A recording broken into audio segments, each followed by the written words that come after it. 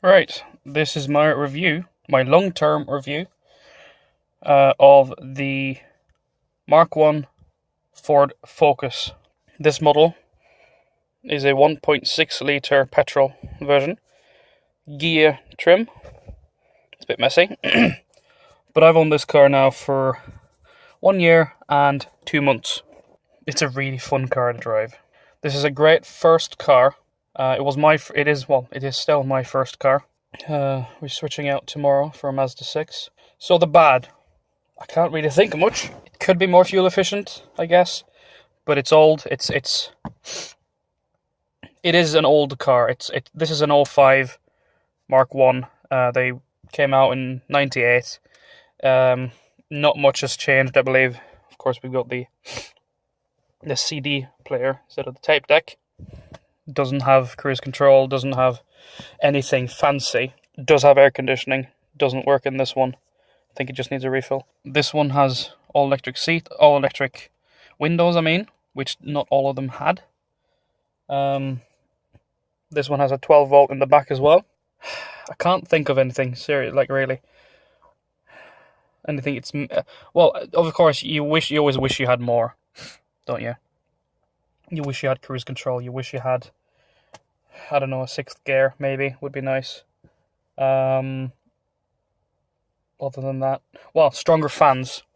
I don't know how well you can hear this. I'll start it up. That is full blast at 4. That is as good as the fans get, unless you press recirc. This might get loud. Recirc is a lot louder. And a lot more air comes through on recirc. Not sure why. This is how it is.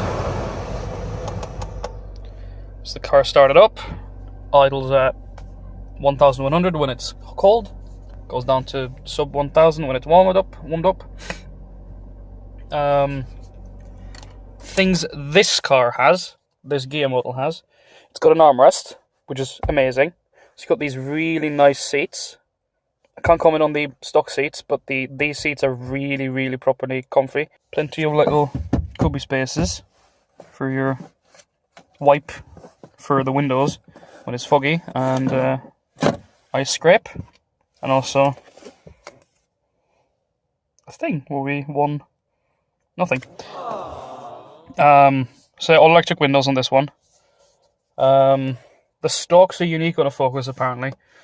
This is really the only car I've properly driven. So you've got 6 levels of wiper fastness on one. Then you got another quicker, that's quicker than 1. And then super duper fast. And then that is rear wiper. This button is rear wiper washers. And no, this is front wiper washers. And that is rear wiper washers. Blink your headlights. Blink your fog lights, rather. Pull that. Oh, that's to turn them on. Obviously turn signals. The turn signals are really nice, because doing that blinks 3 times, which is really handy. That's on. Obviously the other side as well. There's some stuff on there. Whatever that is. This one also has the little volume controllers. Stereo's quite good. Wish it had aux, doesn't. But you can get around that with one of these FM AM transmitter. So you just tune into whatever it's transmitting on, and it works, and that's fine. So the radio's really good. It's missing an outside temperature sensor. Not a massive deal breaker. It's got a clock there. As Richard Hammond says, the dash is odd, but it all makes sense. So nothing feels. It's a cheap car. It was a cheap car when it came out, but nothing's it's not horrible. It's not plasticky. It's got nice fabric here on the Ghia model. Don't know if that's. I haven't driven a standard one, a Z-Tech or whatever they're called, Alex. Oh, hello, son.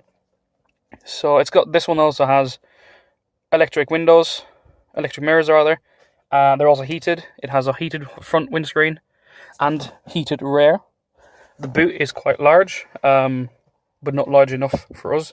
The pram for the baby fits in the rear, but you can't get much else in when you've got the pram in there. So rear seats fold flat. This is a 5-speed manual, so rear seats fold flat, which is really nice. Means you can go to IKEA and buy stuff. There's the mirror, lights, door, and then full on. It's got lights in the back as well. So as well, it has a 12-volt adapter in the back. Light in the mirror on both sides. Oh, and there's a light there. I never knew that. I've never sat in the passenger seat in this. I never knew we had a light there. Well, there's a light there, which is nice. Got a jelly bean. What else? What else? It's a front heated windscreen, front and rear. Nice speakers. Here's the controls for the lights. No auto lights, of course, because it's not that fancy. Park lights. Brightness. No, this is brightness for the dash when lights are on. This is the dipped headlamps. When we got it, I thought this was the most upright. It isn't. That's the most upright. Just so you know. You probably figured out. This one has done 112,000 miles. And it feels like the steering, other than this is straight on this car, because the tracking's a bit messed up on this one. But the steering, there's no play. It drives really nicely. It has a fly-by-wire, I think it's called a fly-by-wire gear stick, so you can mash it in. There's a wall there. On the Mazda we're getting, when you do that, right, and if you push it, or you have your hand on it, you can feel the gears box, you can feel the cogs. On this one, that's not a problem. It's not that it's a problem to begin with, but the gearing on this one feels much nicer than the Mazda we're getting. But, well, it's not nicer, it's different. It's a very easy car to drive, very chuckable. This one's the 1.6, got 99 horsepower. How much it goes depends on how many people you have in the car, but alone, you get wheel spin. You can, in second gear, you can spin out of if you accelerate hard on the exit or a roundabout, you can sort of not slide, but you get that nice feel as you go. It's extremely comfortable as well on long drives. Doesn't have cruise control, doesn't have a 6th gear. Would be nice. It reaches 3,000 RPM at 70 mile an hour. But the road noise kind of deadens out the motor noise. There is a fair bit of road noise on this. Not that I have a reference level, but it's not intolerable. It's not horrible. It's just it's there. I think this one has more sound deadening than the stock model, the standard one. It has carpet material in the wheel arches. Not much rust on this either. Minimal rust for the edge of the car. And yeah, it's going to be a real shame to let this go, because it's been really good. It starts every single time. Just gonna start it up. I would have a drive around, but that would be illegal. Brilliant first car. Oh, insurance. First year of insurance. This car cost me $1,250 a year, I believe it was. $125 a month with some sort of deposit. Which, having a family or a girlfriend and a house, when we bought it, we could afford that just fine. If you live it with their parents, rent, don't have a girlfriend or kid, completely manageable, at least in my opinion, if you have a job.